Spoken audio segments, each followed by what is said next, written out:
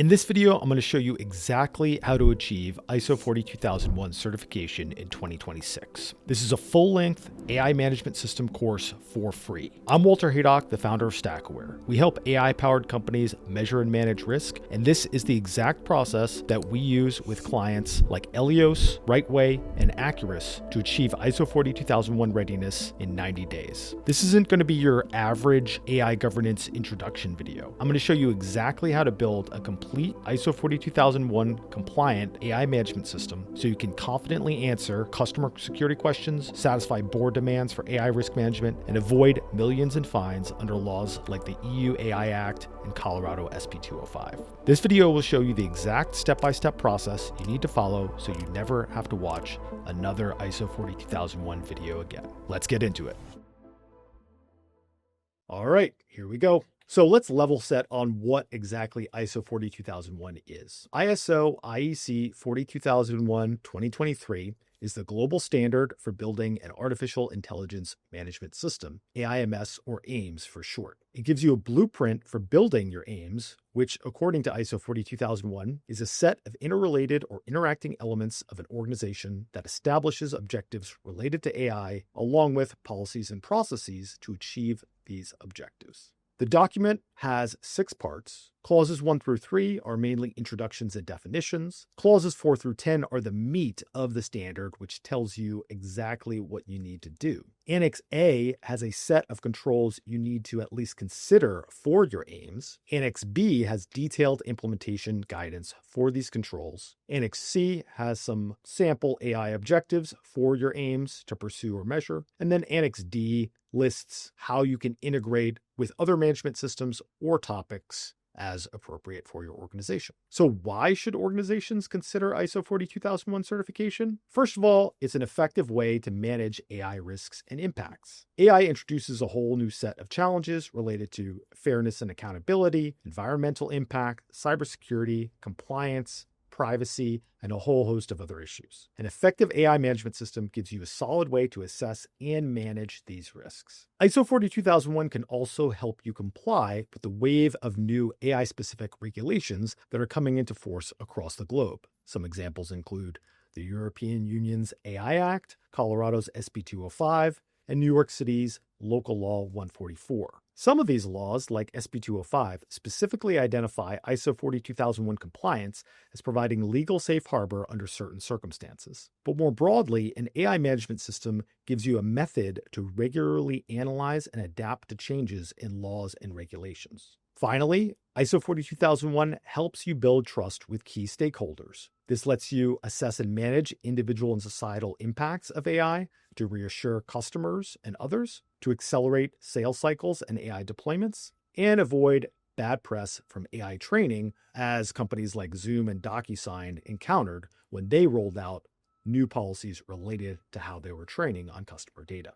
Well-managed AI is a unique selling proposition. So who should get ISO 42001 certified? There are 3 main categories of companies that benefit most from certification. The first would be AI-powered B2B startups. The certification covers a wide range of different issues: security, societal impact, regulatory alignment, with a single framework, and this can help accelerate due diligence and deal closure, especially for organizations that are resource constrained and can only pursue one compliance framework at a time. Companies that are training on customer data would also benefit greatly from ISO 42001 certification. This provides stakeholders assurance about responsible AI use and development and can help you avoid bad press or tough questions related to your AI training practices. Finally, heavily regulated enterprises, specifically those in healthcare and financial services, would benefit greatly from ISO 42001 certification. Regulators across the globe are focused closely on AI use, especially in these sectors, and ISO 42001 provides a defensible framework about how you're managing AI risk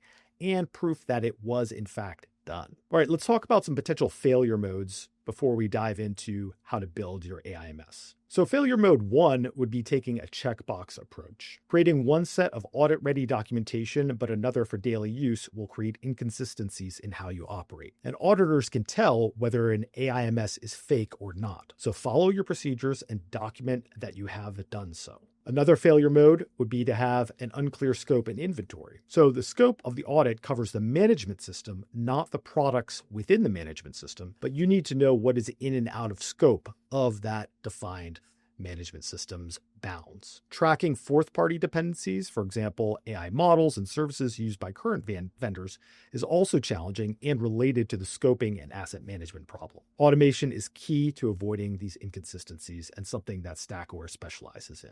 A final failure mode is a lack of executive buy-in. So only top management, which has a specific definition according to ISO 42001, can perform things like management reviews, which are required by the standard. A consultant cannot come in and do it. A GRC team cannot do a management review by itself. Auditors may also question members of top management about the AIMS, so they must be knowledgeable about its operation and its existence. And then also, if engineering and product teams are not participating, certification is unlikely. You will need them to take certain steps, at a minimum producing evidence to help you achieve certification. By the way, if you want us to help you build an ISO 42001 compliant AI management system without spending 6 to 12 months figuring it out on your own, book a call using the first link in the description. We'll build your complete AI management system for you, doing all the risk and impact assessments, implementing the 38 Annex A controls, building all required documentation, conducting the internal audit, and helping you through the certification process. We've helped companies like Elios, Rightway, and Acurus get certification ready in 90 days, and we can do the same for you. Again, that's the first link in the description to book a call. All right, let's chat about the key ISO 42001 organizations and the roles that they play. So there are 5 that we're going to touch on here. First of all, we have the certified organization.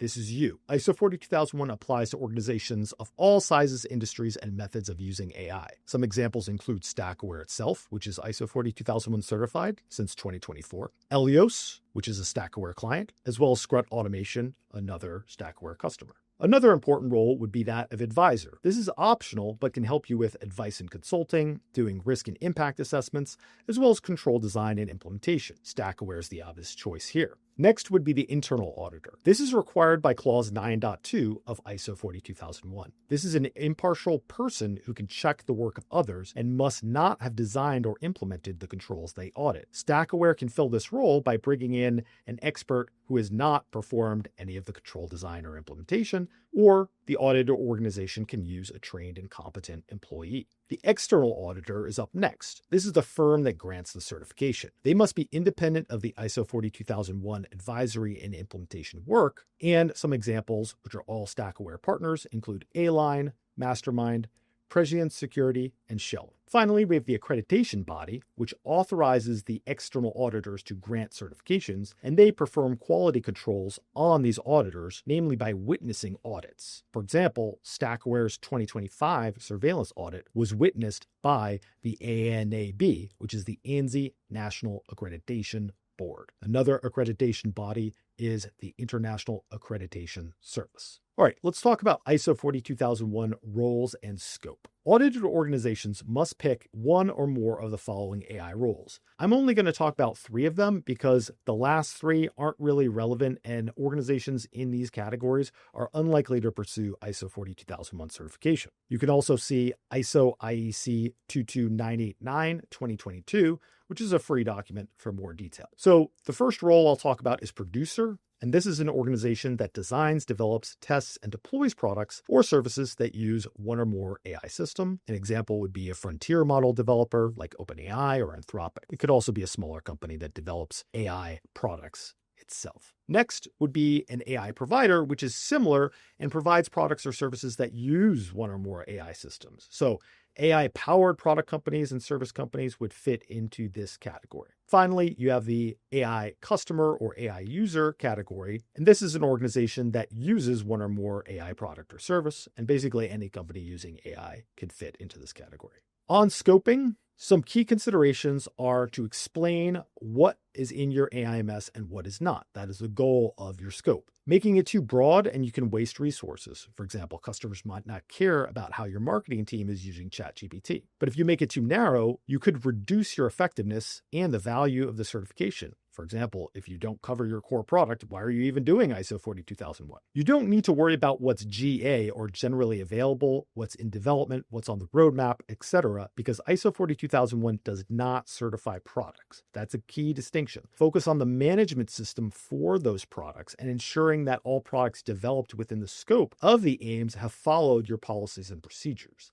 That is key. Moving to inheritance and types of systems, it's important to note that ISO 42001 does not lay out a clear inheritance framework, similar to standards like HITRUST, which are very explicit in what controls can be inherited and what is not. This means you need to develop a defensible approach, and this is something that Stackaware specializes in. An AI management system can also include any of these situations: training proprietary models, deploying open source models in infrastructure as a service, for example, Meta's Llama, using third-party SaaS AI tools like ChatGPT or Claude, and operating software that itself leverages third-party SaaS AI. So basically everything in the market today. In terms of physical locations, virtual audits are possible for ISO 42001 because there aren't any physical controls in Annex A. But you still do need to list the in-scope locations, considering, do you have multiple offices where AI work is happening? What are the jurisdictional impacts on your use of AI? And how does this impact your regulatory footprint? Okay, let's dive into ISO 42001 certification timelines. Starting from zero, it will take about 210 days to go from beginning to end of the certification process, assuming you're moving at a good pace. So by day 30, you should have in place a clear scope, inventory of AI systems and models, and have implemented your AI risk criteria, assessment, and treatment procedures. By day 60, you should have implemented clauses 4 through 10 of ISO 42001, creating an AI policy, establishing monitoring and measurement requirements, and starting your management reviews. By day 90, you should have in place your Annex A controls, creating a statement of applicability based on your risk assessment process, and have conducted any required data provenance, quality, and bias analyses. By day 120, you should have completed an internal audit from an impartial party, and that party should provide recommendations for improvement, as well as any non-conformities with ISO 42001 or your internal requirements. Next up would be the external auditor gap assessment. This is optional, but I would recommend it because it is a pre-check by the auditor on your AI management system, and they can identify areas of concern beforehand. They can't tell you how to fix those issues, but they can tell you what are areas of concern ahead of time. Next, 30 days later would be the stage 1 audit. This is a review of clause 4 through 10 design and identification of any nonconformities with the standard. By day 210, you will likely be able to complete your stage 2 audit, which is focused on the operating effectiveness of clauses 4 through 10 and your Annex A controls. If any nonconformities are identified, your auditor may provide you with a corrective action plan or request one from you in which you need to commit to implementing it. And that will be checked up on during your surveillance audits, which I'll talk about next. And then if everything goes well and you demonstrate enough conformity with the ISO 42001 standard and your own requirements, you will get a certificate. Okay, so let's talk about the certification cycle. So we're zooming out a little bit here because we're moving to years rather than days. So assuming at year 0, you get your initial external certification, the audit is complete. Then between years 0 and 1, you'll need to do another internal audit, at least one. At year 1, you'll have an external surveillance audit, which is a scaled down version of the initial certification audit, which will focus on specific sections of the ISO 42001 standard, either clauses 4 through 10 or the Annex A controls. Then you'll do another internal audit between years 1 and 2. And then in year 2, you'll have an external surveillance audit for the second time around. Between years 2 and 3, you'll need to have yet again an internal audit. And then at year 3, you'll need to go through the entire recertification process again. And you will continue this indefinitely as long as you want to maintain ISO 42001 certification. All right, so now that we've laid out a roadmap, let's get into how exactly you're going to achieve ISO 42001 certification, starting with clauses 4 through 10. So with clause 4, we're going to start with subclause 4.1, which is the context of the organization, including your AI roles. Clause 4.1 requires you to identify internal and external issues such as regulatory obligations, contractual commitments, as well as the competitive landscape and internal cultural issues, as well as determining whether climate change is an issue or not. So oftentimes it's unclear exactly what form this should take. So what I'm going to show you is how Stackaware presents this information to our external auditors, which clearly has gotten the job done so far. So I'm going to pull up a spreadsheet that has a list of our internal and external issues. And just to use one example, we've got the HIPAA data breach notification rule. Because we are a HIPAA business associate, we need to abide by this requirement, and it has potential implications for how we use artificial intelligence. So we've got the relevant organization or jurisdiction. We've got the issue, description, detail, explaining why we believe this to be applicable to us. We also identify whether this is an internal or external issue. And then we have a true or false column explaining whether or not it is addressed by the AI management system. If you have multiple different management systems, you'll want to have columns for each of those to explain which issue is covered or addressed by which management system. If you go down, we'll get into the internal issues, and this looks into things like our incentives, like limited manpower. I also mentioned climate change. We do believe this is applicable to us, and we explain how we are impacted and how we track our carbon footprint using Google Workspace's tools. This is not required by ISO 42001, but something I would recommend is having a list of issues that are not applicable but considered. So these are issues that have been considered but are not applicable, and we document why they are not applicable. So this gives us the ability to explain to auditors why something is not an applicable internal or external issue. So we provide our justification here, and we can revisit this on a regular basis. Using Stackaware's automation, every 365 days, these items come up for review. So we determine whether or not these now do apply,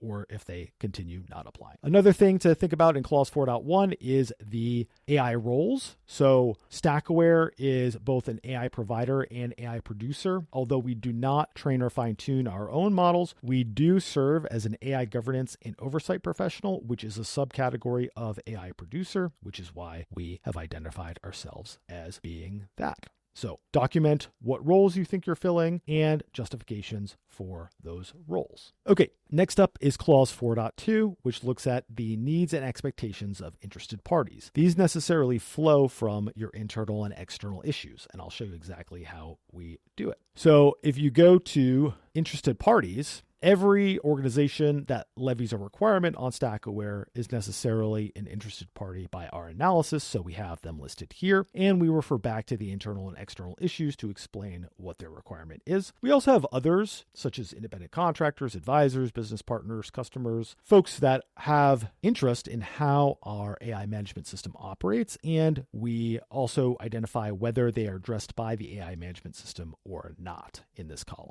Okay, we also do the same thing, explaining which interested parties are not applicable. And again, this pulls from the internal and external issues tabs for the requirement. And then we also explain why different organizations, for example, the IAPP, are maybe not interested parties for our AI management system. Okay, next up is looking at the scope of the AI management system. Here you have Stackaware's AI management system scope statement. Note this is written in prose format. I don't necessarily love this, but all the guidance I've gotten from auditors is that it must appear in this manner. And as you can see, it covers our AI governance platform, the AI risk assessment and governance services, and the third-party AI systems used by the organization. It also lists our roles. So as part of the audit, the external auditors will drill down on your scope, and they will look at things like your inventory and confirm that you were incorporating all the appropriate items into your scope. But they will ultimately want to have a prose form description of your AI management system scope like this.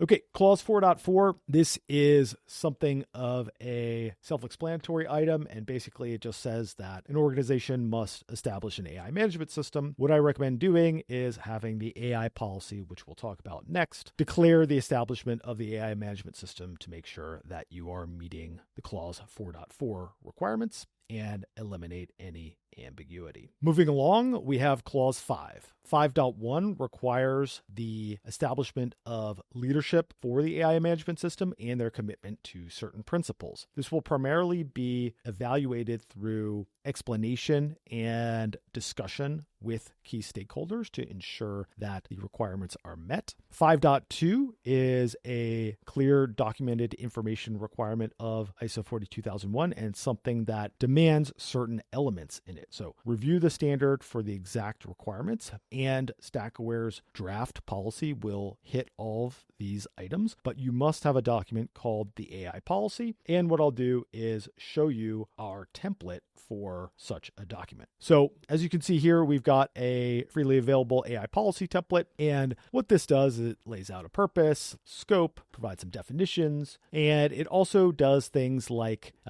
establish the AI management system. It includes a commitment to meet all applicable requirements as well as continual improvement of the AI management system. We'll talk about that a little bit more. But these sorts of things are required by the ISO 42001 standard. And again, they are detailed in depth in that document. So please refer to it for all of the required elements. Okay, next is 5.3, roles and responsibilities. Some organizations will create a separate matrix for roles and responsibilities separate from the policy. I don't like that approach. I like being very clear who is responsible for what in the AI policy rather than creating two documents, one that's kind of a aspirational thing and one that's more technical. I combine the two together whenever possible. So if you look at the AI policy, you've got things like the Chief Information Security Officer must do certain things within certain timelines, General Counsel, Chief Privacy Officer, all of these folks, employees, business unit general managers. Again, how you structure this is up to you. Feel free to use Stackaware's template, but the key is that you must be explicit about these roles and responsibilities in your policy document. I've also seen things like RACI matrices work fairly well, but I prefer to combine the AI policy and the roles and responsibilities. With clause 6, we're talking about AI risk and a variety of other items. This is a pretty meaty clause and very important to ISO 42001. So we'll start with 6.1.1, which focuses on risk criteria. This is how you lay out what risks are acceptable and what risks are unacceptable in your AI management system. I'll show you exactly how Stackaware does this. So I'm going to provide a template document that shows two different ways of explaining your risk criteria.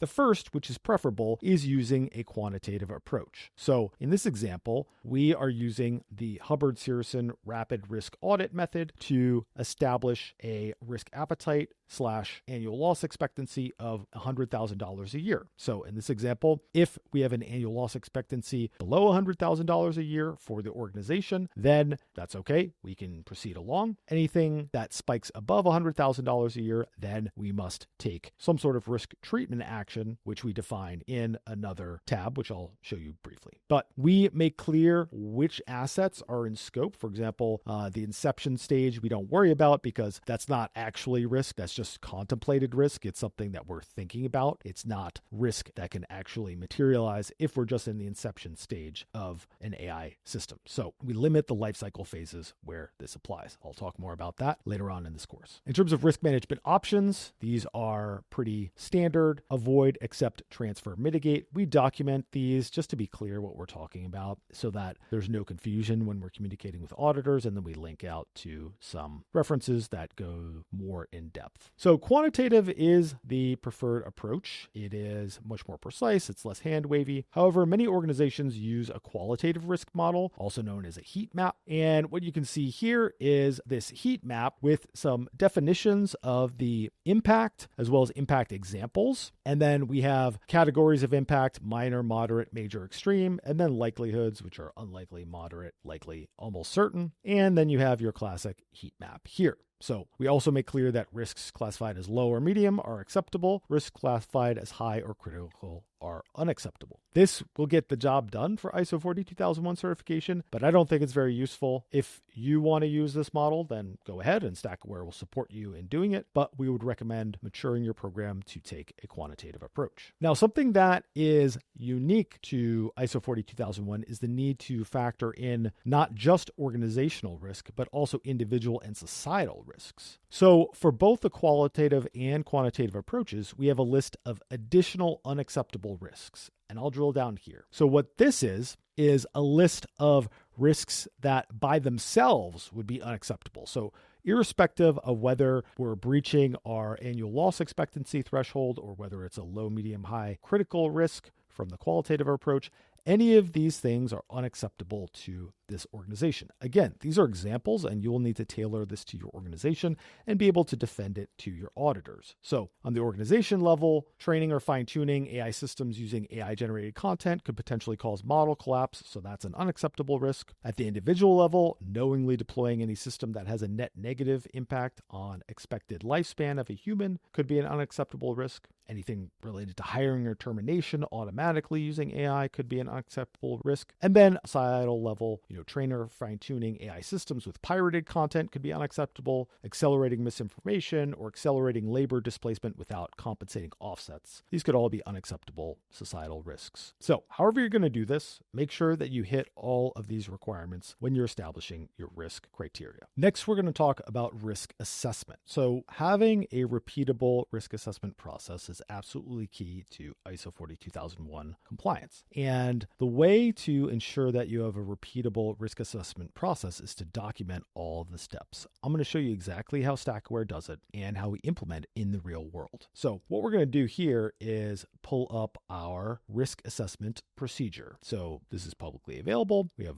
purpose, scope, requirements. The requirements are the key piece here. So this lists who must do what, and it's very clear about what must be evaluated. How we implement this in the real world is we take a list of these requirements, which are stored on our backend, and then automatically generate JIRA tickets when we need to perform this process. So if you look here, we will show you exactly how this manifests for a real world system. So when we were building our model context protocol server, we did a risk assessment following this procedure. And this is the result of an automation that takes all the steps from the risk assessment procedure and creates a JIRA ticket through which we can go line by line and make sure that everything is done correctly. So once you've done your risk assessment, then you move into risk treatment. So from that perspective, we'll pull back up our documentation here. And if you look at the risk treatment, it also has a set of steps that are required to be performed. And we take the same approach as with the risk assessment in that we will generate tickets to ensure that all of these requirements are met. So however you do it, make sure the process is clear and repeatable and allows you to compare the results to your risk criteria, which we established at the start of clause 6. So now we're going to talk impact assessment. This is where things get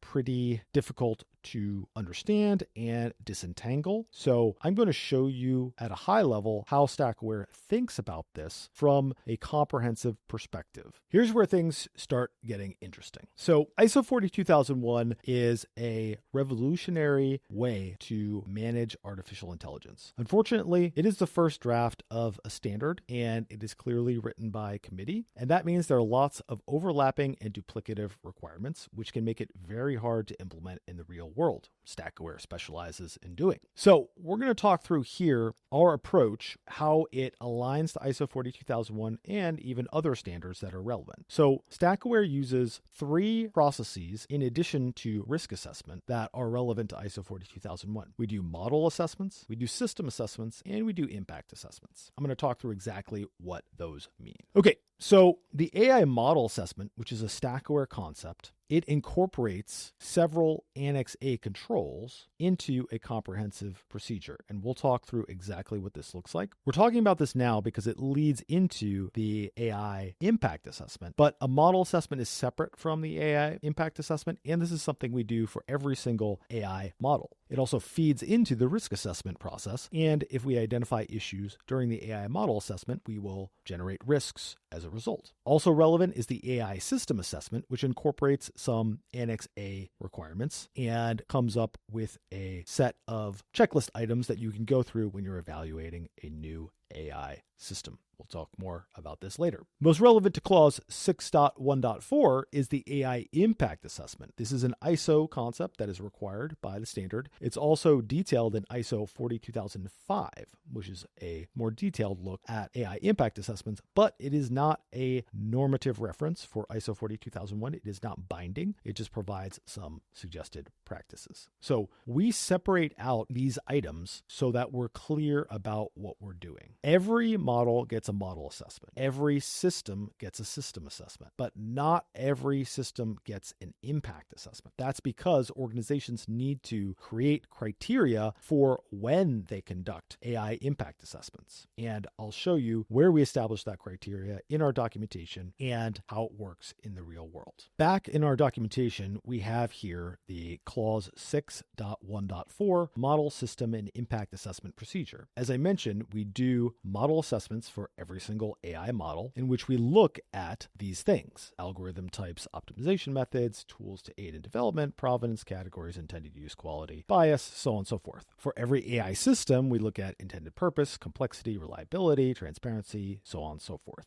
This is something we do for every AI model and system. Now, for systems that are general purpose AI systems, this is according to the European Union AI Act definition, or those are specially designated by the Chief Information Security Officer, we also look at additional things. For example, categories of people and groups impacted, environmental sustainability impacts, economic impacts, legal, governmental, and public policy impacts, normative, societal, cultural, and human rights impacts. This is what we call an impact assessment at Stackaware. These can have different definitions in different places, but what we do is we tie every definition we have to specific requirements from the ISO 42001 standard, as I demonstrated in previous slides, showing how we incorporate a lot of different demands by the standard into a coherent process. So the model, system, and impact assessment procedures can drive risks, and they should, according to the ISO 42001 standard, that we then evaluate compared to the risk criteria and determine whether we need to treat them or we can accept them as is. Next up is clause 6.2, where we look at our AI objectives. 6.2 ties into a lot of other pieces of ISO 42001, so I'm going to show you the comprehensive view from Stackaware's perspective. So what we have here are listed objectives, and the ID is pulled from Annex C of ISO 42001. So we've used some of the recommended objectives from that standard. And for example, C.2.10 is security. We list out the applicable requirements here, pulling from our internal and external issue analysis. We also specifically identify what we're measuring as a result of this objective. So the objective is security. The measurement that we're taking is the number of two-factor authentication capable systems that are processing anything but public data. This is something that we track over time. We have identified some exceptions to this where we're unable to implement two-factor authentication because the platform does not provide it. It's something we track over time, and we have a designated success criteria, which is we are looking for 100% compliance with this requirement. We are not necessarily meeting it, though, if you look at our evaluation. So 100% is the target upper bound, and it has fluctuated over time, 90 to 95%, but we have identified that we are falling short of this goal. We have established risks in our risk register to track this requirement. We have applied controls to address it, and it is something that we are aware of, and we are constantly seeking to improve our security through two-factor authentication for all systems processing non-public data. But this is how we track our ISO 42001 objectives. Clause 6.3 is up next.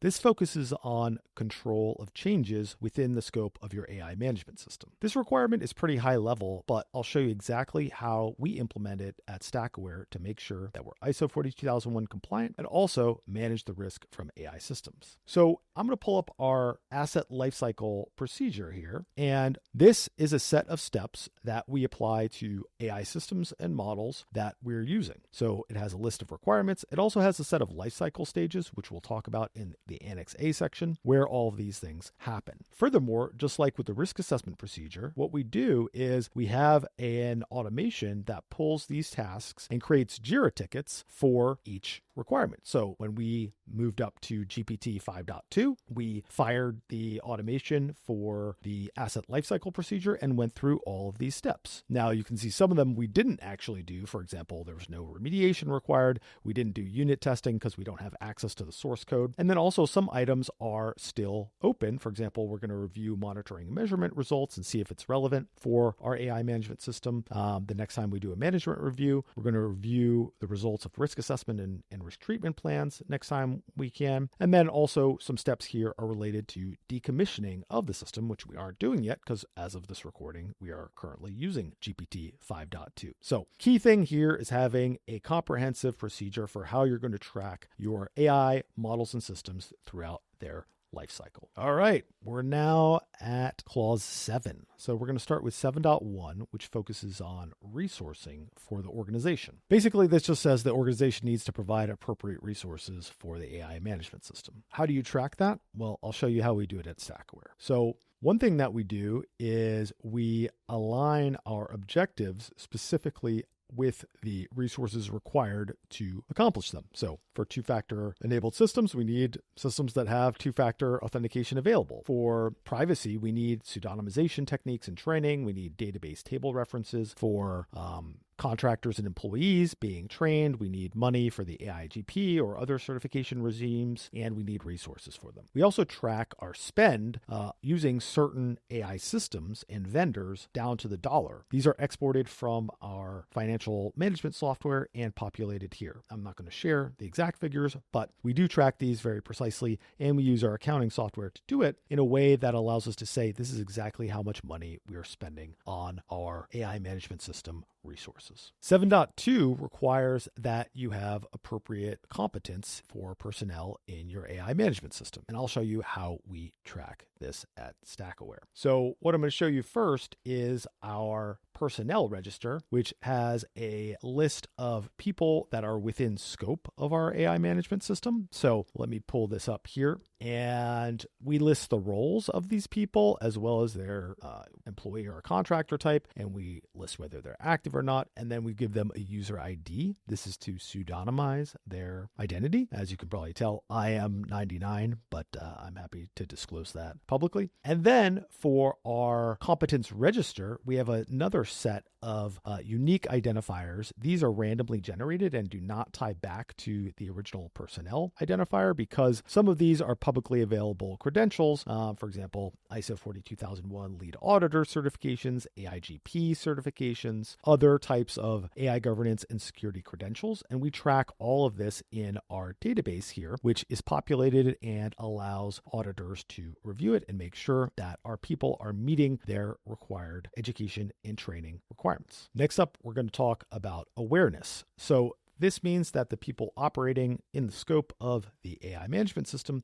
need to be aware of the AI policy as well as the consequences of not complying with the AI policy. So just like every information security policy, our AI policy does have a requirement saying that non-compliance can result in termination of employment or end of contract if applicable. So in our contracts with those contractors who are within scope of the AI management system, we do have a requirement to adhere to the AI policy and related requirements for our AI management system. We document all of that in their consultant or contractor agreements. And we also, for employees, require acknowledgement of the AI policy. And I'll show you how we do it. It is in a structured database that we export to a spreadsheet that can be reviewed by auditors. And as you can see, this is the awareness register. Individual unique person identifiers don't reveal who this is. These are randomly generated, but we do have things like consultant advisor agreements, AI risk training, and then confidential information and invention assignment agreements, things of that nature, where we're documenting the awareness of the AI policy. We also track our training records here. We require all members of the AI management system to take the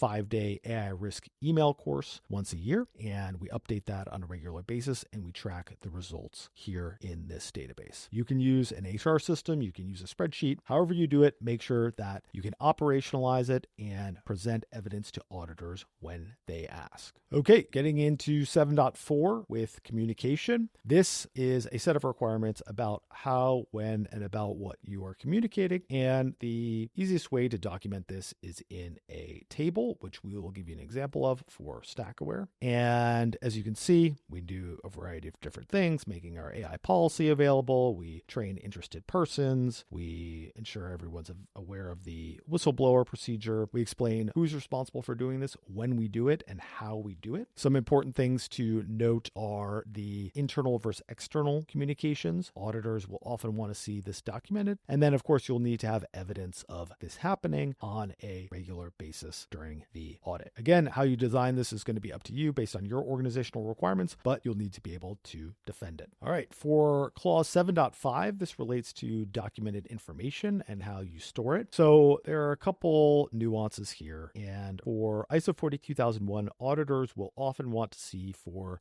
your documented information some key change control notes. So I'll pull up our onboarding policy or onboarding procedure right here. And as you can see, we list out the requirements that are addressed by this document, clause 7.2 of ISO 42001, as well as 27001. Not necessary, but it's helpful to understand. Data classification, which we list here, it's public. And then we also list the actions taken by. We use user IDs. This is 99, obviously me. And then the task completed and the date completed and the versioning. So this is the type of thing that auditors will expect to see during the audit.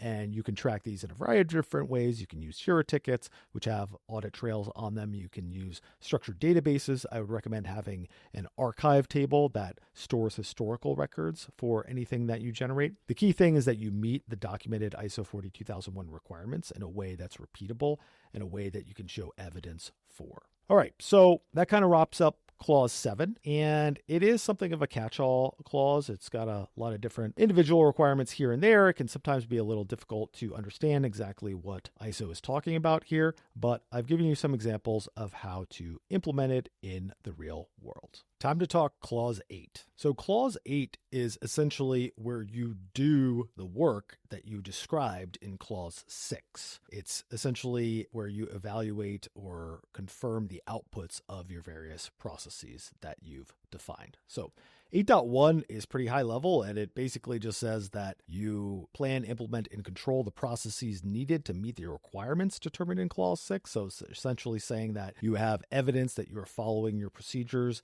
that you have oversight over them, and that you are achieving the intended results, that you're controlling plan changes. So documentation like the Jira ticket that I showed you previously of an asset lifecycle would be useful here. Now, clauses 8.2 through 8.4, this is where the auditors are going to look to see the outputs of your risk assessment and treatment process, as well as your impact assessment process. So I'm going to start with 8.2 and 8.3. This is where we're going to go to the Stackaware risk register template. And what this is a way to depict the outputs of your risk assessment process. So I'm going to pull this up here, and this document has a whole set of different tabs. I have an entire training dedicated specifically to the risk register that I will link in the description. But with that said, essentially what you need to do is take the outputs of your risk assessment process and document them. So what we're doing here is we're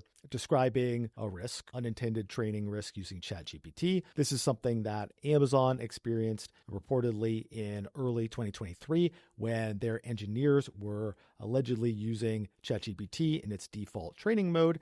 And this allowed OpenAI to collect a lot of sensitive information about Amazon's internal architecture, to the extent that ChatGPT got so good and so knowledgeable about Amazon's internal architecture and systems, and was able to serve as a very effective interview prep system. This may have allowed individuals to get a job at Amazon when they might not have been otherwise qualified. And I did an entire quantitative risk assessment that looked into everything that resulted from this episode. Here's that analysis I mentioned, and in it, I do a full quantitative assessment of the situation, pulling from the headlines related to the reporting about Amazon and look into the different categories of loss that likely was suffered as a result. Another related incident illustrating this risk is something that Samsung ran into in 2023, reportedly, in that employees allegedly submitted sensitive code to ChatGPT, presumably in its default training mode. So these are just two examples of unintended training risk using ChatGPT. And what we've done is in this risk register, we have laid out a description, detail, recommendation, applicable frameworks for this risk.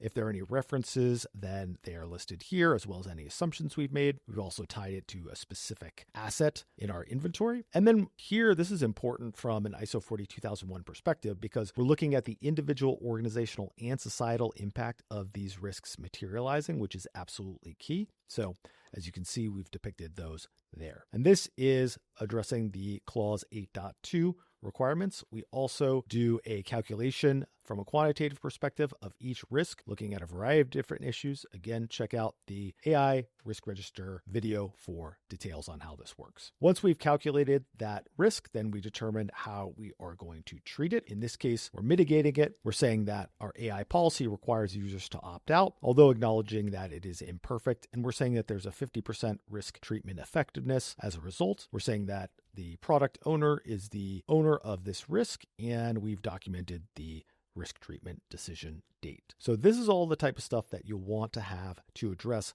clauses 8.2 and 8.3. Stackaware's AI risk register is available for free and will help you meet all of these demands. Moving on to clause 8.4, we're going to look at impact assessments. So remember, Stackaware separates out model and system assessments from impact assessments. We're going to go through all of these things and explain exactly how they work. So we'll go back to our documentation here and show you move over to the AI model system and impact assessment register. This is another free template that you can get from Stackaware. And what you're looking at here, this is what we call the AI governance standard. This sets a minimum requirement for how certain systems must operate to be acceptable. And if they fall below this standard, then that creates a risk which requires treatment. So what we do is we create three different categories of systems, and models: those that process public data, those that process confidential data, and those that are high risk. We explain what high risk means here. And this depends on your organization, how you want to structure this, how many categories you want to have. Stackaware provides these as defaults, but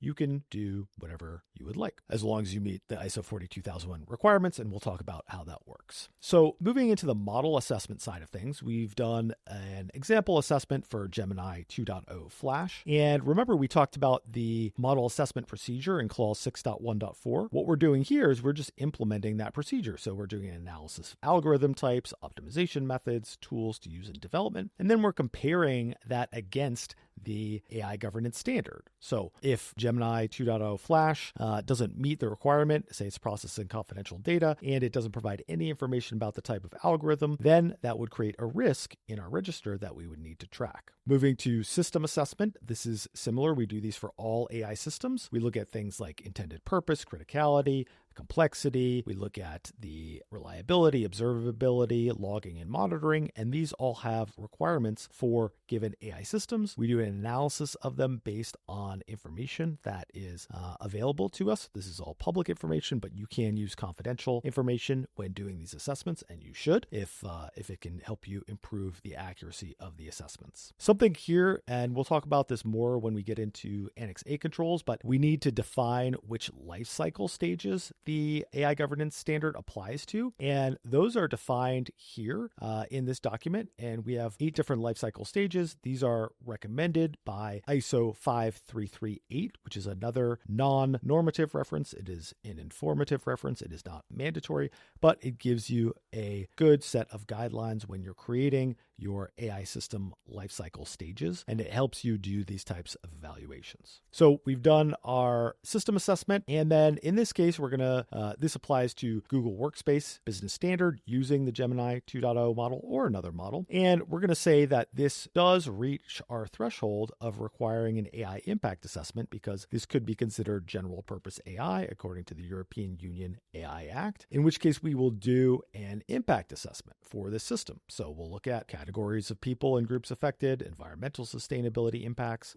economic life opportunity impacts, and so on and so forth. And on each of these assessments, you'll see the specific Annex A controls that are implicated by these assessments. This helps us track exactly why we're doing a given assessment and where it maps back to in the ISO 42001 requirements for Annex A, which we will talk about in depth later in this course. Okay, so there you have it. Those are the Clause 8 requirements and how to meet them. Welcome to Clause 9. So for 9.1, we pretty much already covered this when we addressed the objectives and the resourcing in clauses 6.2 and 7. So I'm not going to go back to rehash this, review those sections if you'd like a refresher. But basically, we tied our objectives to the monitoring and measurement, as well as the analysis and evaluation by providing thresholds that are targets were for those given objectives and requirements. So it's key that you tie these things together in a comprehensive way, which we did in the previous lessons. 9.2, okay, so this is where things get interesting and important. Clause 9.2 requires that organizations pursuing ISO 42001 certification have an effective internal audit function. This means an impartial auditor who is not involved in control design or implementation reviews the structure and effectiveness of the controls of the AI management system. If you have multiple employees involved in control design, what you can do is you can have them check each other's work such that they are not reviewing exactly what they did, they're reviewing what their colleagues did to make sure that it aligns to ISO 42001 requirements and the organization's requirements. That's a key one. So if you document something, you're going to need to make sure that you follow it and that your internal audit also addresses whether or not you're following your own procedures. You can also have an outside party, for example, Stackaware, conduct your internal audit for you. And what we'll do is if we're involved in the control design and implementation, we'll take someone who was not and have that person do the internal audit or check the pieces that maybe the implementer has touched and cannot do the internal audit for. Internal auditing could be an entire course, and it already is in several different media, so I'd recommend checking those out. But what I'll say is something that's helpful and Stackaware uses is having an internal audit plan, which I will show you here. And essentially what this is just a timeline showing when we're conducting our internal and external audits, as well as the results of those. We track this mostly via Jira tickets. That way it's tagged and time-stamped, and you can review what happened when. And then historically, we have done some stuff on Google Drive. That's why that folder is there. And you can see that we have a plan for both internal and external audit preparation that goes all the way through the end of 2026. So recommend having a solid audit plan to make sure that you're meeting those Clause 9.2 requirements. Let's talk management review. Clause 9.3 of the ISO 42001 standard requires that you conduct management reviews on a regular basis. These must include top management, and top management are those who determine the strategic course of the organization. So if you have someone who is making decisions related to the AI management system and that person has veto authority and his or her considerations dominate above all else, it's likely that that person will be considered top management and needs to participate in management reviews. I would say you need to have management reviews at least once a year, although I'd say quarterly is better, and you may want to have monthly if your AI program is moving fast. Management review is a little tricky because you absolutely must address certain items in that review. If you miss those items, that can trigger non-conformities. So it may seem a little cookie cutter, but you absolutely need to have a very solid management review template and procedure before you go into those meetings to make sure you hit everything. So what I'm going to do is I'm going to pull up a Stackaware template for conducting an AI management system review. We have this as well as one for doing a joint ISO 27001, 42001 management review, but we'll just focus on 42001 here. So what we do is we have the agenda up front, which addresses status of actions from previous reviews, changes in internal and external issues, changes in needs and expectations, aims performance, looking at non-conformities, monitoring and measurement, audit results, and continual improvement opportunities. Stackaware also looks at new risk assessments and treatments, during management review, just to make sure we're staying on top of those. That is not a requirement of the standard. It is something that we do because we find it to be helpful and effective. All right, so if you look at status of actions for previous management review, we get very cookie cutter with this. So what we do is we have a management review JIRA filter that is tagged with a label of management review. And this opens up that filter and makes sure that we hit every item that is open and that we address it and close it out or schedule it for a future management review. You can put things on the slide. That's why I have the action items placeholder here, but we prefer to keep it super simple and make sure we hit every requirement by just using the JIRA filter. Okay, changes in internal and external issues. These are items that are pending management review. Earlier in the course for clause 4, I showed you the confirmed applicable issues. These are issues that are pending management review. This is blank right now, but this does sync to our register of those issues so that we will know what we need to cover.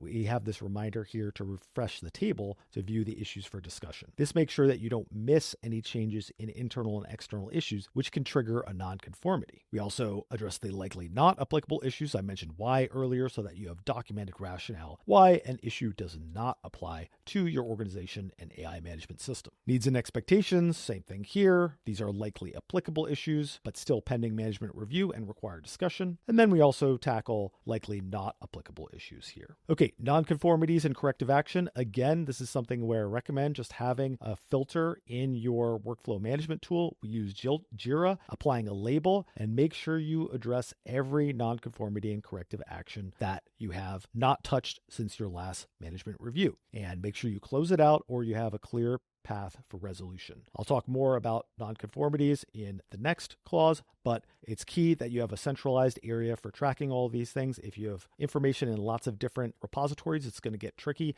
and you're going to miss something. Monitoring and measurement. We've shown you the monitoring and measurement register earlier. I've already addressed that. What we do is we review the results, compare them to our thresholds, and confirm or deny whether we're on course or not. Audit results, we have both an internal audit and external audit filter, and we'll tag things using labels accordingly to make sure that we review everything we need to review and that we knock it out in the management review. And then continual improvement. We'll talk more about this in a little bit, but we tag continual improvement issues with the OFI, opportunity for improvement label in this filter. And we don't always go in depth on every single one, but we'll review kind of the status, see how many we've closed out, and make sure that we are on track to continually improve our AI management system, which is a requirement of ISO 42001. As I mentioned, we do a risk register review, not mandatory, but something I find useful for new risks and treatments. And then we've got a closing slide here reminding people about the whistleblowing program. We'll talk about that more in Annex A. So ISO 42001 management reviews are cookie cutter. They are required to follow a certain format. You can cover more than is in the standard, but you cannot cover less. You also need to make sure that top management is involved in the process every step along the way. Almost there. Clause 10. So Clause 10 has two subclauses. First of all, it has a continual improvement requirement. So you need to commit to continual improvement as part of your AI policy. That's something that top management needs to ensure is happening. So what does this mean from a realistic perspective? During your audits, internal and external, you may get findings that are called opportunities for improvement. These suggest that while you are meeting the requirement right now, if you do not address this issue in future audits, you will get a non-conformity, or you may get a non-conformity. So it is critical that you track these opportunities for improvement and turn them into continual improvement exercises and tasks. So Stackaware historically used Google Sheets to track these opportunities for improvement. We now use Jira, but I'll show you our Google Sheet, which just has some items here that address how we tackle continual improvement and how we we focus on ensuring that we are improving the way the system operates over time. So we've had proposal dates, we've had completion dates, and those are all documented here. Now we're just doing JIRA tickets. Additionally, something that ISO 42001 requires is having a non-conformity and corrective action plan and procedure. So you need to identify situations where you are not meeting your requirements of ISO 42001 or your own internal requirements, and then document how you're going to fix those things. So again, we do this in JIRA, and we create JIRA tickets based on our non-conformity procedure, and I'll show you that right now. So what we have here is we have the nonconformity procedure, and essentially we initiate the nonconformity procedure when, organizational requirements are not met or management system requirements, determine whether there's suspected actual or imminent loss to data CIA, in which case that would kick off the incident response procedure, report concerns via whistleblower, if appropriate, if required. And then data owners are required for remediating the nonconformity incident or vulnerability, beginning an RCA, a root cause analysis, documenting the root cause analysis, preserving that, and making sure that the nonconformity does not recur. The final step here is determining if there's a policy, risk treatment, continuous improvement, or other review recommended as a result of this nonconformity. Now, I won't share our full nonconformity register because it may have some things in there that might be security sensitive, but I'll tell you that historically we have received nonconformities from external auditors. For example, in one case, we did not correctly follow our risk assessment procedure when we were onboarding a new system during an emergency. We moved over to use the Anthropic API because OpenAI was under a data retention order, and we moved over quickly to use the Anthropic API to avoid that indefinite retention. Now, the nonconformity that resulted was we hadn't done our full risk assessment procedure against the Anthropic API due to the time-sensitive nature of that situation. To fix this in future, now we get notifications that are auto-generated whenever there's a new system, but the risk assessment procedure has not been fully followed through yet. You'll continually get email notifications until you close out the procedure and everything is documented in the correct format. So that's an example of a nonconformity that led to a change in our procedure. It led to some technical modifications to ensure that we could hit the requirements, and maybe even a little continual improvement in there. So there you have it. That is clause 10.2 of ISO 42001. Okay, so we have wrapped up clauses 4 through 10 of how to build an AI management system according to the ISO 42001 specification. This is only half of your journey, though. A key part of ISO 42001 is implementing, after you select, the correct Annex A controls to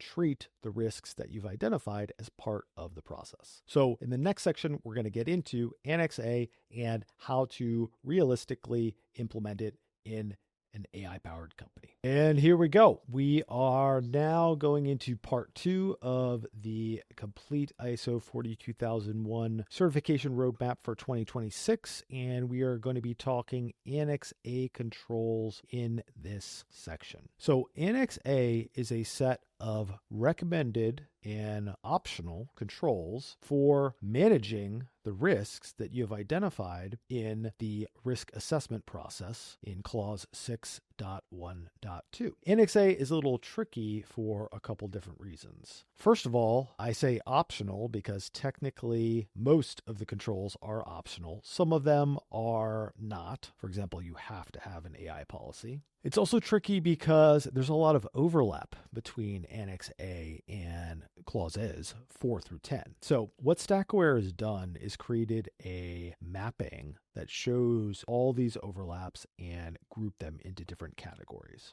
And this is something that is in the description if you want to check it out. So what we'll do is we'll pull up this Annex A control mapping. And what you can see is we've got a couple different colors here. We've got this neon green, which means that the control is implied by clauses 4 through 10. As I mentioned, things like the AI policy, we'll get into that. There are some additional administrative controls that are kind of policy procedure-esque, but they are in Annex A. There are some data governance controls in blue. There's some technical controls in gray. And then there are 3 other categories that are covered by the AI system, model, and impact assessments, which I've described described previously. And essentially what Stackaware does is it takes a bunch of these Annex A controls that are somewhat duplicative and groups them into the AI system model and impact assessment processes. So without further ado, with these laid out, we're going to go to the Annex A key here. And basically what you're looking at is these are all the Annex A controls contained in ISO 42001. And we're going to go section by section talking about ways to fulfill each of these controls. So we're going to start with these ones in green, starting with 2.2 and going to 3.2. So 2.2 and 3.2, in my opinion, are completely duplicative of clause 5.2 and 5.3. 5.2 being an AI policy, 5.3 being roles and responsibilities. So this is already tackled by existing requirements in the document. Now where it gets a little bit trickier is with 2.3 and 2.4. So 2.3 requires alignment with other organizational policies, and 2.4 requires review of the AI policy. 2.4 is pretty straightforward in that you should have a regular cadence for reviewing your AI policy. Stackaware uses a JIRA ticket that triggers on the 1st of January every year to make sure that we remember to review the AI policy and then document it accordingly. 2.3 is a little more complex, but it is relatively simple to implement in that you need to ensure the AI policy refers to and incorporates guidance from and for these other organizational policies. Let me show you an example. Okay, we are back in the Stackaware AI policy template. And if you scroll down to the policy, there's a requirement for the Chief Information Security Officer to propose to the respective owners updates to the following policies and procedures. And these are all things that are probably relevant for your AI policy: business continuity, third-party risk, security awareness, vulnerability management, change management, so on and so forth. So this policy is calling out to other policies and procedures for the organization, saying that the owners need to at least consider the AI policy in updates to these additional documents. So really that's the core of this Annex A control, is making sure that you are integrating the AI policy with other organizational policies. Moving along to Annex A Control 3.3, reporting of concerns. The goal of this control is to allow primarily internal stakeholders, but also external ones, the ability to report concerns with respect to the use of AI. The best way to do this, in my opinion, is to have a whistleblower form that someone can complete anonymously. So specifically for Stackaware, you can go to whistleblower.stackaware.com.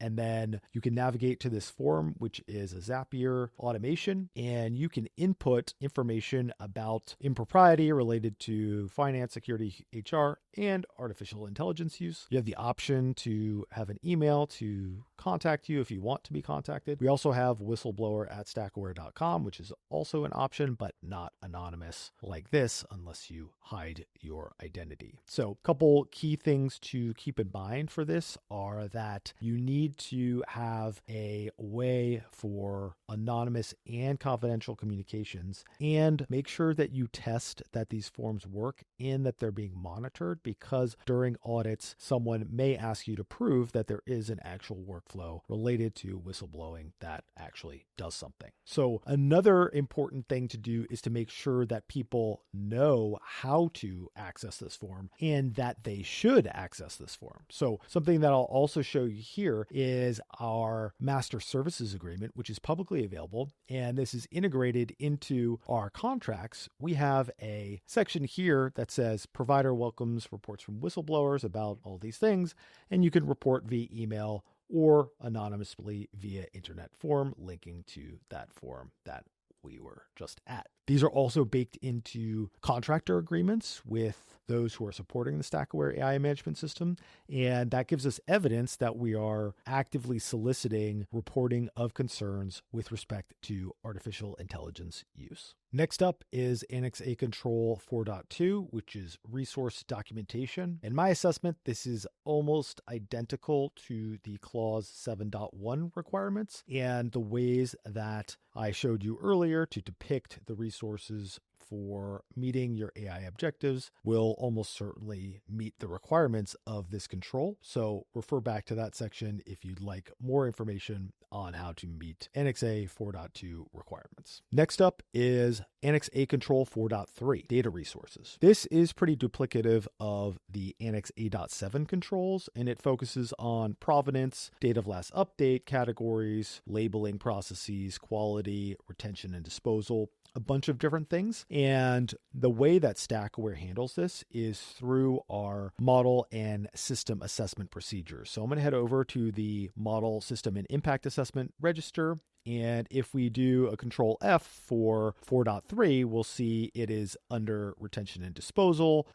It's under, if you go to the model assessment tab, it's under intended use, quality, it's under known or potential bias, date of update or modification. It's basically covered for all of these categories or many of these categories on the model assessment procedure. So to get this information, if you're training the model, you'll have this data available from your engineering and data science team. But if you're not, if you're using a third-party model, open source or proprietary, I find that model cards are especially helpful to get this type of data. So for example, this looks at GPT 5.2 and it broadly describes the 5.2 training data. It mentions diverse data sets, including information that is publicly available, things from partners, things from human trainers, but it is relatively vague. So it depends whether or not you are putting this above or below your AI governance standard, but this could represent a risk in terms of the vagueness of the data provenance, and this could create a risk on your risk register. Again, it depends on what your requirements are from an AI governance standard perspective, but you do need to establish a clear set of criteria for what's going to trigger a risk and what is not for A.4.3 and a lot of the other data-related controls in ISO 42001. Annex A controls 4.4 and 4.5 are somewhat similar in that these are addressed in the model and system assessment procedures. 4.4 looks at things like algorithm types, data conditioning tools, optimization methods, and those are tracked in the AI model assessment here. So you see those match up to 4.4. And then 4.5 is focused on system and computing resources like associated hardware where the process is running, and we track that here we've got physical location, and then we have the software and hardware for design, development, and deployment. So those are things that are available through things like subprocessor lists for AI systems, for including software bills of material, things of that nature is where you would get this type of information to evaluate the AI system or model against your AI governance standard. Annex A Control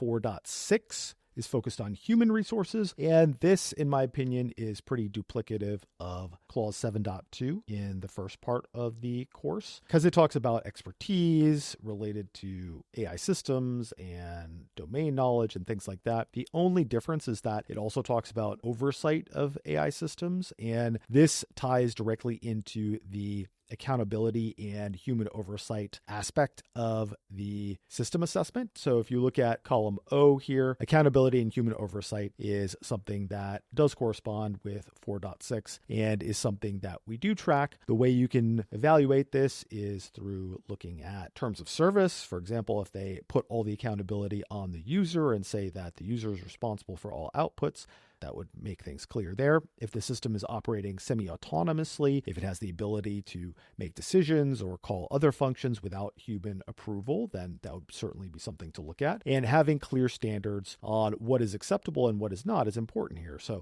for the public data systems, entirely automated decision-making is acceptable. Here, the decision-making related to confidentiality of information must be deterministic. And for the high-risk systems, these need to undergo evaluation to ensure compliance with regulatory and ethical requirements. So, for example, if you are using an AI system for HR or recruiting, then it would likely trigger the high-risk requirements and demand a certain level of human oversight. What that is depends on your applicable requirements. Okay, so Annex A.5 focuses on AI impact assessments. And in my opinion, this is entirely duplicative of the clause 6.1.4 and 8.4 requirements to do just that. So I think this is kind of a trap to see if anyone says that they don't need to do AI system impact assessments because it is required by clauses 6.1.4 and 8.4. You definitely need to do these and follow the procedure that we described in the earlier parts of this lesson. What Annex A will give you here is a little bit more guidance on how to do these things, as well as Annex B, which has a lot more implementation details for how to do your impact assessments. Okay, so moving on to 6.1.2, objectives for responsible development of AI systems. This is something that requires you to consider a variety of different things like testing requirements, human oversight requirements, training data expectations, release criteria, usability and control, and things like change control. So this is a pretty broad list, and I would recommend going back to your AI objectives to help to flesh these out. Additionally, in the Stackaware AI system assessment, if you look at things like human oversight, that's definitely something covered by 6.1.3, as well as testing and release criteria, that's also covered. Accessibility, usability, documentation, those are all things covered by 6.1.3. So some things to look at for testing and release criteria is seeing if the company that's making the AI system has ISO 27001, 42001, or SOC 2 attestations or certifications, because these require having change control processes in place. So that can give you some hope that they are in fact following those procedures and can support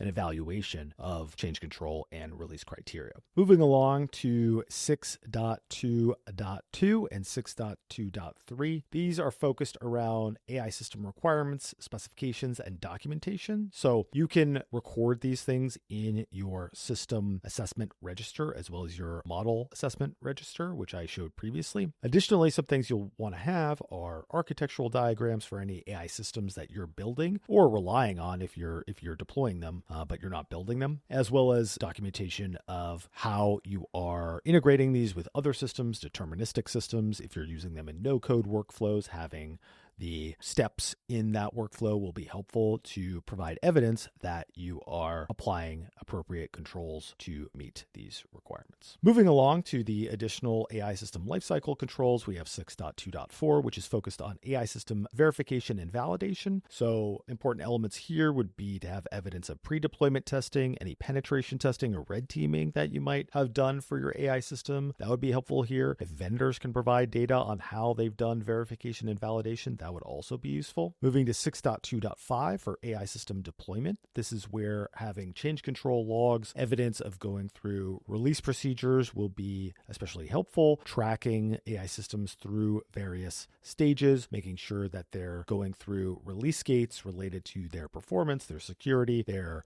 reliability. Moving to Annex A control 6.2.6, system operation and monitoring. This is more focused on the status, uptime, the availability, reliability of AI systems. So you can look at things like service level agreements to determine whether you're meeting your AI governance standard. You can also look at status pages to see how frequently systems have suffered downtime historically and compare that to your AI governance standard. Annex A control 6.2.7 is focused primarily on technical documentation. The way I read this is it's for users of the AI system. So making sure that if you're building an AI system, there's enough documentation to explain to users how to operate it, or that it's intuitive enough to do so using a natural language interface, and making this available to auditors will be important to confirm adherence. It can also apply to third-party systems that you're using, making sure that they provide enough documentation for you to use. 6.2.8 is focused on recording of event logs and having a clear policy in place for how long you retain certain types of event logs. For how long is critical here, because auditors will expect to see these logs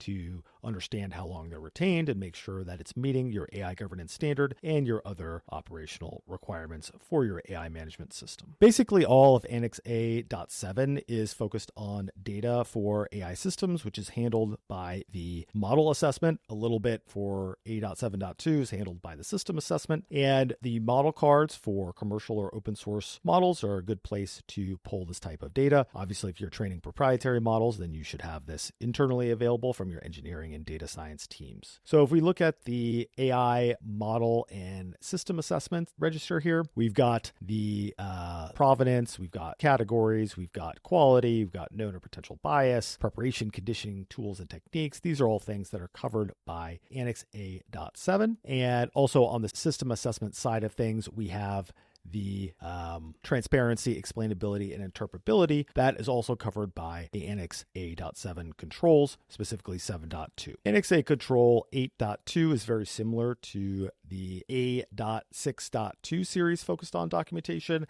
and I believe it's duplicative. It requires that you have sufficient documentation for users. Moving on to 8.3, this is a requirement to have the ability to receive reports regarding your AI systems from external sources. A great and free way to do this is through a vulnerability disclosure program. If you look at Stackaware's VDP, we specifically call out artificial intelligence systems where the outputs are offensive, unethical, illegal, or have otherwise adverse impacts, and we explain exactly how you contact us if you have any concerns about our AI systems. Moving to communication of incidents. So this is something that we do using our Trust Center. We have the ability to broadcast alerts regarding incidents. We haven't had any AI-specific incidents that have reached our threshold for reporting to customers, but we have had vendors that have had security incidents, and we do broadcast these on our Trust Center, giving all the details that we need. We also will follow up directly with any impacted customers, if there are any,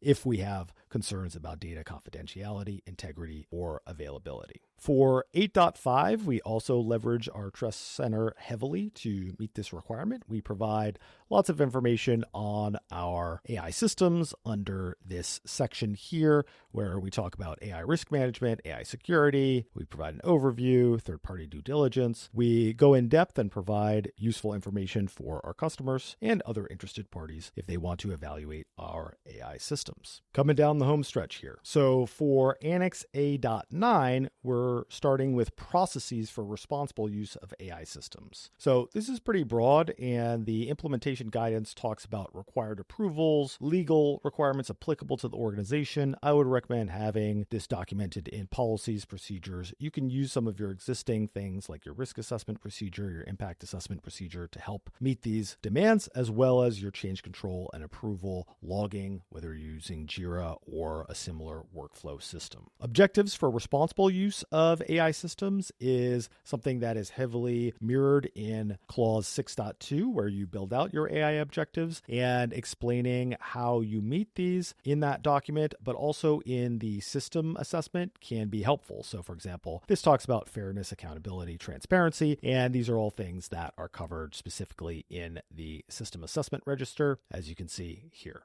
So we knock out a lot of these requirements in the system assessment register, and these are things you can find from documentation for the AI system. If you're building your own AI models, you'll want to test these types of things, understand, is it benchmarked against the BBQ, which is a industry standard way of evaluating for bias?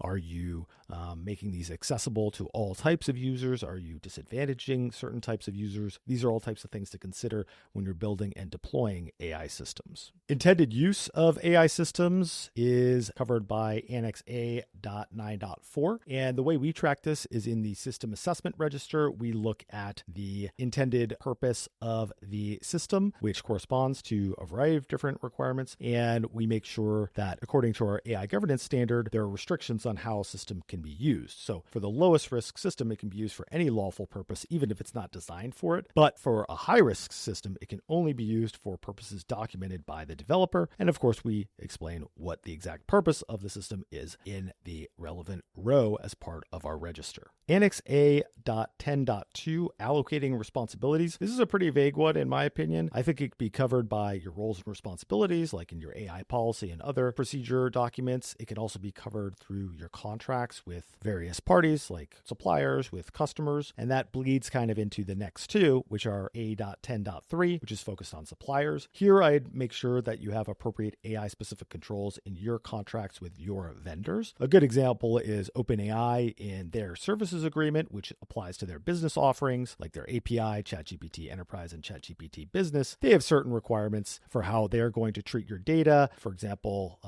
they're going to make clear that they will receive your input, but you retain all ownership rights to it. They will take certain security measures. They will maintain confidentiality of your data. They won't train on it. These are the types of things that you should have in place with your suppliers. And it could also extend if they are data suppliers and you're building models using their data, making sure that there are contractual standards for what they are providing to you when it comes to quality, bias, provenance, things of that nature. And going to the final Annex A control, 10.4, which focuses on customers. This is a way to track how you interact with your customers, making clear what the roles and responsibilities are. One piece of evidence that I use is our master services agreement, where we talk about confidentiality with our customers. Specifically, we point out that we will not train on confidential information of theirs, and we will make sure that it is protected as part of our master services agreement. All right, we made it through all the Annex A controls in ISO 42001. Now, the way that you take all of your Annex A controls and describe how you're using them is something called the Statement of Applicability. Clause 6.1.3 requires that you establish a statement of applicability explaining which Annex A controls you are using and which ones you are not. You can also add voluntary additional controls from other frameworks if you'd like. That's absolutely possible and even encouraged. And what we do in the Statement of Applicability is list out those Annex A controls and provide an inclusion justification. This needs to be well thought out. You can't just simply say best practice because auditors will dig into that, ask why. If you have a control and there's not a good reason for it, then that's probably a waste of money and resources. So have a good reason why you are applying a certain control. Additionally, you'll have an exclusion justification if you're not applying that control. For Stackaware, we apply all of the Annex A controls, so it's not applicable for all of them. But you'll want to go down the list and make sure that you spell out why you were applying each of these Annex A controls, and your statement of applicability will be something that your auditor looks closely at. So with that, we have made it through the entire ISO 42001 AI Management System course. We've looked at certification timelines. We've looked at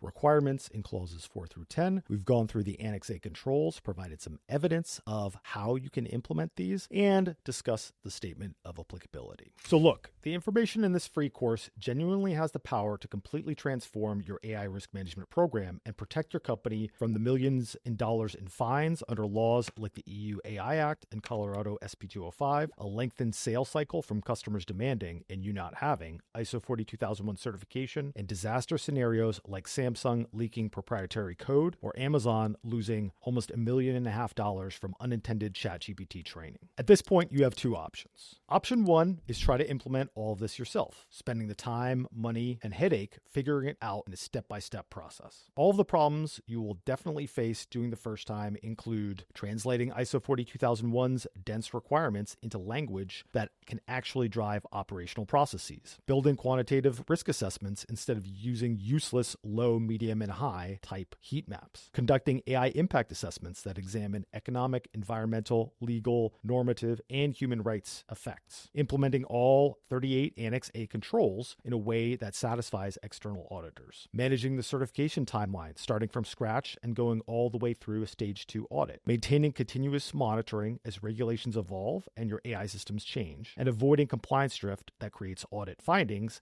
and potentially even certificate suspension. Option 2 is get help from AI risk management experts who've achieved ISO 42001 certification for themselves and helped clients like Elios, Rightway, and Accurus also get ISO 42001 ready. And if we're being honest, if you're not already ISO 42001 certified, you definitely have something to learn and could probably use some help. That's why I want you to click on the first link in the description and book a call with me to discuss ISO 42001 readiness. On that call, we'll review your current AI governance posture, identify the gaps between where you are and the ISO 42001 requirements, map out your 90-day implementation timeline, and show you exactly how we'll build your complete AI management system including all assessments, documentation, policies, controls, and explain how we're going to get you ready for the audit. We provide full service white glove implementation where we actively build your AI management system for you. So if that's what you want, click the link in the description, book a call with me, and I'll speak to you soon.